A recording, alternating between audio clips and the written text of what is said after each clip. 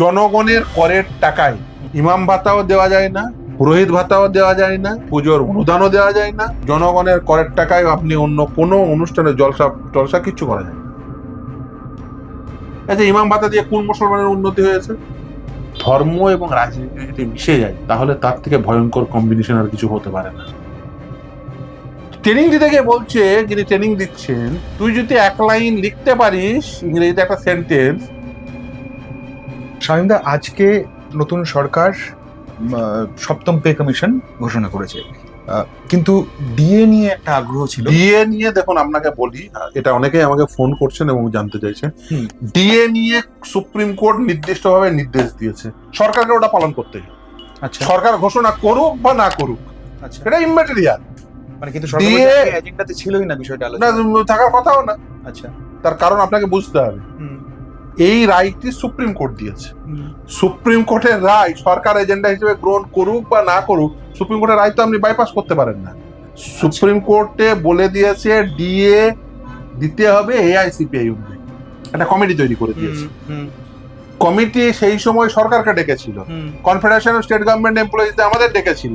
আমাদেরকে আমি নির্দিষ্টভাবে একদম সামনে গিয়ে ডেমনস্ট্রেট করে এসেছি যে কিভাবে এই ডিএটা মেটাতে হবে, এআইসিপিআই অনুযায়ী ক্যালকুলেশন করলে কি হারে ডিএ হবে। সরকার তার থেকে কম দিচ্ছে, এই কারণে কম, এই এতটা পরিমাণ কম দিচ্ছে, এতটা পরিমাণ বেশি দিতে হবে। এবং সেটি আমরা তার লিখিত নথিও জমা দিয়েছি। পরের দিন আমরা আবার সেটা প্লেস করবো সুপ্রিম কোর্টের সামনে। ডিএ এআইসিপিআই অনুযায়ী দিতে হবে, ওটা সুপ্রিম কোর্টের রায়। এবং 25% এরিয়ার ডিএ ইমিডিয়েটলি মিটিয়ে দিতে বলেছে। তারপরে বাকিটা রিমেনিংটা এই কমিটি নির্ধারিত উপায়ে মিটিয়ে দিতে হবে। এখনো পর্যন্ত কমিটি যে ডিএর ক্যালকুলেশন, কমিটি নির্ধারিত উপায়ে যে ডিএর ক্যালকুলেশন ছিল সেটা ভুল ছিল। আমরা সেটা চোখে আঙ্গুল দিয়ে দেখিয়ে এসেছি এবং আশা করি যে সেটা তারা গ্রহণ করে তারা কর্মচারীদের ডিএ মিটিয়ে দিবে। এখনো পর্যন্ত পেনশনাররা আর গ্রুপ ডি যারা, তারা ক্যাশ পেয়েছে, বাকি এবিসি শ্রেণীর কর্মচারীরা তারা অ্যাকাউন্ট, জিপিএফ অ্যাকাউন্টে পেয়েছে, সেটা আবার 24 মান্থ ফ্রিজিং আছে। আচ্ছা, এই বিষয়টিকে আমরা বলেছি যাতে সকলকে সমানভাবে ট্রিট করে একইভাবে যাতে সকলকে মিটিয়ে দেওয়া হয়। আশা করি সবাইকে মিটিয়ে দিতে, এবং বিশেষ করে শিক্ষক, শিক্ষাকর্মী, পঞ্চায়েতের কর্মী, মিউনিসিপ্যালিটির কর্মী, অধ্যাপক, যারা যারা রয়েছে সরকারি বেতনভোগ মানুষ, মানে সরকার সরাসরি সরকারি কর্মী, সরকার পোষিত কর্মী, তাদের প্রত্যেককে ডিএ মিটিয়ে দিতে হবে। এবং আশা করব সেটা নতুন সরকার করবেন। যদি মানে সুপ্রিম কোর্টের এই নির্দেশ তো মানতেই হবে, নাহলে সুপ্রিম কোর্টে তো কন্টেম্প পেন্ডিং। সুপ্রিম কোর্টের নির্দেশ না মেনে তো কোথাও যাওয়ার জায়গা নেই। এটা এজেন্ডায় থাকুক বা না থাকুক, তাতে মানে কিছু যায় আসে না, অবস্থার পরিবর্তন হবে। এটা নিয়ে একটা কনফিউশন ছিল, আপনি না, এতে কনফিউশনের কিছু নেই। সরকারকে ডিএ এআইসিপি অনুযায়ী দিতে হবে, সরকারের ইচ্ছা অনিচ্ছার উপরে কোনো কিছু দাঁড়িয়ে নেই। ওটা অলরেডি লোপার রুল 2009 সাপেক্ষে সে রায় সুপ্রিম কোর্ট দিয়েই দিয়েছে। ফলে এটা নিয়ে নতুন করে আর সরকারের মানে অন্য অবস্থান নেওয়ার সুযোগ নেই। মানে আপনি যদি এটা যদি ধরুন মমতা ব্যানার্জির সরকার ফিরেও আসতো, তারও অন্য অবস্থান নেওয়ার সুযোগ থাকতো না, বা এই নতুন সরকারেরও অন্য অবস্থান নেওয়ার সুযোগ নেই। তার কারণ সুপ্রিম কোর্টের রায় রয়েছে, সুপ্রিম কোর্টের রায় মোতাবেকই মিটিয়ে দিতে হবে। আচ্ছা, আর সরকার আজকে আরো একটা জিনিস জানিয়েছে, সেটা হচ্ছে যে ধর্মের ভিত্তিতে যে অনুদান, একদম খুব ভালো সিদ্ধান্ত। আমি ইভেন আমার সমাজ মাধ্যমেও লিখেছি। আচ্ছা, দেখুন, জনগণের করের টাকায় ইমাম ভাতাও দেওয়া যায় না, পুরোহিত ভাতাও দেওয়া যায় না, জনগণের করের টাকায় পুজোর অনুদানও দেওয়া যায় না, জনগণের করের টাকায় আপনি অন্য কোনো অনুষ্ঠানে জলসা কিচ্ছু করা যায় না। এটা আমি জেনারেল স্টেটমেন্ট করলাম। এবার কি করতো মমতা বন্দ্যোপাধ্যায়ের আমলে, ওই ওয়াকফ বোর্ড দেখিয়ে ইমাম ভাতা দিত, এই পুরোহিত ভাতা, তারপরে ওই একটা মন্দির তৈরি করবে, দিয়ে সেটাকে অন্য একটা ট্রাস্ট এইসব বলে টলে দিয়ে সেখানে মানে কি কালচারাল সেন্টার নাম দিত, দিয়ে মন্দির করতো। তো ভণ্ডামি। জনগণের করের টাকায় আপনি কালচারাল সেন্টারের নামে মন্দিরও করতে পারেন না। জনগণের করের টাকায় আপনি ওভাবে মানে আপনি যদি মনে করেন যে পুরোহিত ভাতা দেবো, ইমাম ভাতা দেবো, পুজোয় অনুদান দেবো, কোনোটাই উচিত না। জনগণের করের টাকায় কেন মন্দির মসজিদ তৈরি হবে? জনগণের করের টাকায় বরঞ্চ ইমামের সন্তান বা পুরোহিতের সন্তান যাতে সুশিক্ষা পায়, সুস্বাস্থ্য পায়, তারা যাতে চাকরি পায়, তার বন্দোবস্ত করুন না। ইমামের ছেলেদের চাকরি দিন, তাদের মেধাবী বানিয়ে চাকরি দিন, পুরোহিতের ছেলেদের মেধাবী বানিয়ে চাকরি দিন, তাদের সুশিক্ষা দিন, তাদের সবার স্বাস্থ্য বীমা করে দিন, দেখি সেগুলো করুন। ও তার বদলে ওটা সহজ, ওতে গেম খেলা সহজ হয়। পুরোহিত ভাতা দিয়ে দিলাম, ইমাম ভাতা দিয়ে দিলাম। দেখো আমি কত হিন্দুদের কাছে পুরোহিত ভাতা দিয়ে, আর ইমাম ভাতা দিয়ে মুসলমানদের কাছে। আচ্ছা, ইমাম ভাতা দিয়ে কোন মুসলমানের উন্নতি হয়েছে? ইমাম ভাতা দিয়ে কোন মুসলমানের উন্নতি হয়েছে? আর মমতা ব্যানার্জির আসার আগে কি ইমামরা বেতন পেত না? দেখুন, ইমামরা স্বল্প বেতন চিরকালই পেত, মানে সেটা সামর্থ্য অনুযায়ী তারা মুসলিম কমিউনিটির মধ্যে তারা ধর্মপ্রাণ মুসলিমরা তারা দিত। দেখুন, আপনি ধর্মে যদি রাজ্য সরকার বা যে কোনো সরকার এন্ট্রি নিয়ে নেয় না, ধর্মও কলুষিত হয়, সরকারি কাজকর্মও কলুষিত হয়। কারণ এটা যদি করতে শুরু করে, সরকার আপনাকে ব্যবহার করতে শুরু করে। আর যদি ওই ধর্মীয় নেতারা, ওই মৌলবি বলুন, পুরোহিতই বলুন, ওরা যদি একবার স্কোপ পেয়ে যায় যে আপনি ওই সরকারি নীতি নির্ধারণে মানে ধর্মকে অনুপ্রবেশ ঘটানোর, তাহলে তার পরিণতি কিন্তু ভয়ঙ্কর হয়। দেখবেন বিশ্ব ইতিহাস খুলে ধর্ম এবং রাজনীতি যদি মিশে যায়, তাহলে তার থেকে ভয়ঙ্কর কম্বিনেশন আর কিছু হতে পারে না। ফলে ধর্মকে রাজনীতির সঙ্গে মেশানো কখনো উচিত নয়।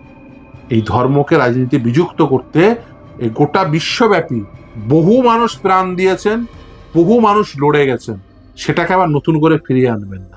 সেটা আনলে কিন্তু আবার আমরা পিছিয়ে যাব। ফলে সরকার যদি গ্রহণ করে এবং সেটা সমস্ত ধর্মের জন্য সমানভাবে ট্রিট করতে হবে, যে আমি পুরোহিত ভাতাও দেবো না, ইমাম ভাতাও দেবো না, আমি পুজোয় অনুদানও দেবো না, কিচ্ছু জলসায় অনুদানও দেবো না, কিচ্ছু দেবো না। ওই টাকায় আমি শিক্ষা দেবো, ওই টাকায় আমি সুস্বাস্থ্য অধিকারী বানাবো, ওই টাকায় আমি স্বাস্থ্য বিমা করবো, ওই টাকায় আমি রাস্তা বানাবো, ওই টাকায় আমি আলো দেবো, ওই টাকায় আমি সব কর্মী নিয়োগ করবো যেগুলো শূন্য পদে, সেগুলো করুন। ইমামের ছেলেদেরই করুন না, পুরোহিতদের ছেলেদেরই করুন না। ইডাব্লিউএস, এখন তো ইডাব্লিউএস এর কত শূন্য পদ রয়েছে, নিয়োগ করুন। কত জেনারেল শূন্য পদে, শিক্ষক থেকে শুরু করে শিক্ষাকর্মী, ওয়েস্ট বেঙ্গল পুলিশ থেকে শুরু করে সরকারি বিভিন্ন পদে, BDO office, SD office, DM office, স্বাস্থ্য দপ্তরে, এই নার্স হিসেবে কত ছেলে মেয়ে আজকে দেখলেন যে এগুলো তাদের মানে তারা ভালো মার্কস পাওয়া সত্ত্বেও তারা নিয়োগ পায়নি, বঞ্চিত। আপনি ভাবুন, প্রত্যেকে নিয়োগে মানে আমি একটু ক্লান্ত হয়ে গেছি বলতে বলতে। প্রত্যেকদিন কোর্টে গিয়ে বলতে হয় যে আরে ভাই, তুই লিস্ট টাঙাচ্ছিস, তার সাথে নাম্বারটা প্রকাশ করে দেন না। যে পরীক্ষা দিয়েছে তার কোনো অসুবিধা নেই, অসুবিধা ছিল মমতা ব্যানার্জিতে। তোর কি অসুবিধা রে ভাই, নাম্বার প্রকাশ করে দিতে? না, নাম্বার প্রকাশ করে দিলে জেনে যাবে। এবার আরটিআই করো, আরটিআই এসপিআই জবাব দেবে না, ফার্স্ট অ্যাপিল জবাব দেবে না, এসআইসি জবাব দেবে না। এসআইসি তো স্টেট ইনফরমেশন কমিশনারই ছিল না। ইনফরমেশন অ্যাক্ট অনুযায়ী যে কমিশনার থাকা কথা, যতগুলো কমিশনার ছিল না। আচ্ছা, আপনি এই যে 22 লক্ষ যে ওইমার্কশিট যে প্রকাশ করালো, আপনি একটু অবাক হন? না, কোনো অবাক হয়নি। 22 লক্ষ তো 3টে হার্ড ডিস্কে ছিল, বড় ওটা পাবলিক ভিউইং এর জন্যই, মানে আরো যাতে সকলেই দেখতে পায় সকলেরটা। এটা তো হার্ড ডিস্কেই ছিল, এটা প্রকাশ করতে তো কোনো অসুবিধাই ছিল না। এটা কলকাতা হাইকোর্ট নির্দেশ দিয়েছিল, সেই নির্দেশ সুপ্রিম কোর্ট আপেল করেছিল। সেটা পুরনো সরকার সেটা করেনি, তার কারণ তাদের লোকজন ইনভলভ ছিল। এটা সহজ সত্য। যাদেরকে নিয়ে তারা মঞ্চে ছুটাছুটি করতো, মঞ্চে উঠতো, তারা সব টেন্টেড ছিল। যাদের কাছ থেকে টাকা নিয়েছে তাদেরই যদি নাম পাবলিশ করে দেয়, তারা ছাড়বে? ভাই, দুদিন আগে তোকে আমি 25 লাখ টাকা দিয়েছি, তুই আমার নাম প্রকাশ করে দিবি? এরকম কয়েক হাজার ক্যান্ডিডেট রয়েছে, পিঠের চামড়া তুলে দেবে না? সেই জন্য প্রকাশ করেনি। আজকে যাদের এই দায় নেই, প্রকাশ করে দিয়েছে। দেখুন, মমতা বন্দ্যোপাধ্যায় বা তার সরকার যেটা সব থেকে বড় অপরাধ করেছে, সেটা হচ্ছে শিক্ষাক্ষেত্রে দুর্নীতি। বাঙালি কোনোদিন ভাবতে পারেনি যে শিক্ষাক্ষেত্রে এই পরিমাণ দুর্নীতি হবে।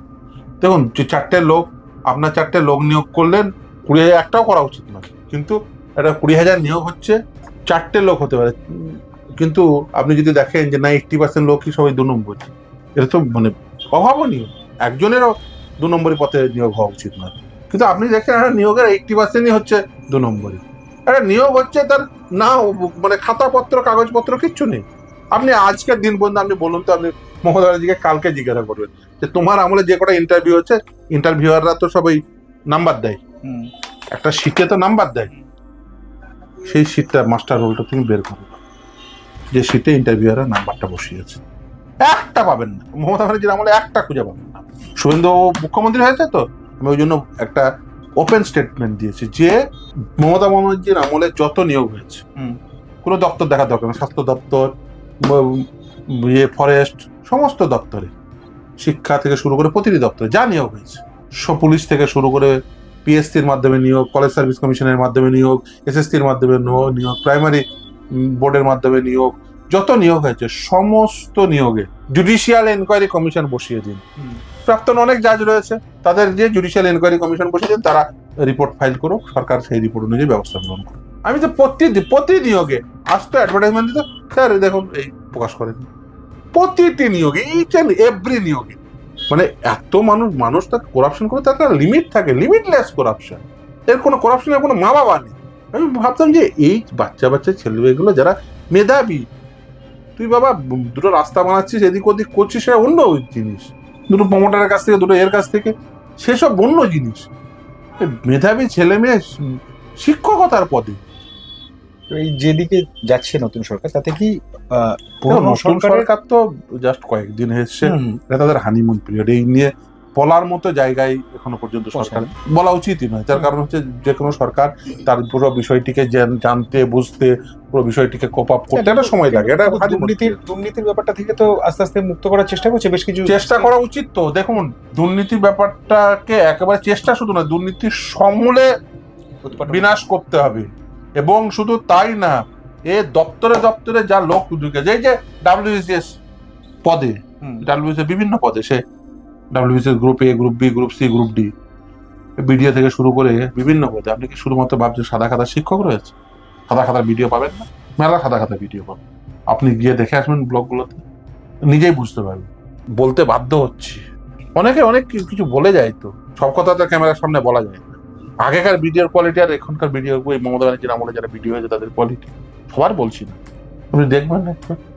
এতে কি আরো এবং শুধু তাই না, এই যে একজনের বিরুদ্ধে, মানে আমি তার নাম করছি না, ট্রেনিং সেন্টার, তারই এক ভিডিও বন্ধু আমাকে বলে গেছে, ট্রেনিং দিতে গিয়ে বলছে, যিনি ট্রেনিং দিচ্ছেন, যে তুই যদি এক লাইন লিখতে পারিস ইংরেজিতে একটা সেন্টেন্স, তাহলে আমি চাকরি ছেড়ে দেব। তিনি ট্রেনিং দিতে গিয়ে বলছেন। সঙ্গে সঙ্গে যিনি বললেন, সেই দিনই তার রাত্রিবেলায় তার ট্রান্সফার হয়ে গেছে। মানে ভাবুন, যার সম্বন্ধে বলছে সে কতটা প্রভাবশালী। আমি যা বলছি ক্যামেরার সামনে বলছি, লোকে বুঝতে পারছে যারা ট্রেনিং নিয়েছি। এই অবস্থা তৈরি করেছি, এক লাইন যদি লিখতে পারি, আমি বলছি এক লাইন লেখার ক্ষমতা নেই।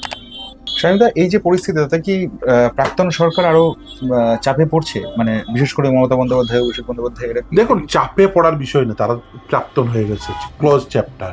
কিন্তু যারা রেসপন্সিবল, তাদের বিরুদ্ধে ব্যবস্থা গ্রহণ করতে হবে। শুধুমাত্র মমতা বন্দ্যোপাধ্যায় বা আর চারজন তা তো নয়, এটা গোটা একটা সিস্টেম তৈরি করেছিল, মানে দুর্নীতির সিস্টেম, প্রাতিষ্ঠানিক দুর্নীতি, বহুজন যুক্ত, এদের প্রত্যেককে শাস্তি দিতে হবে।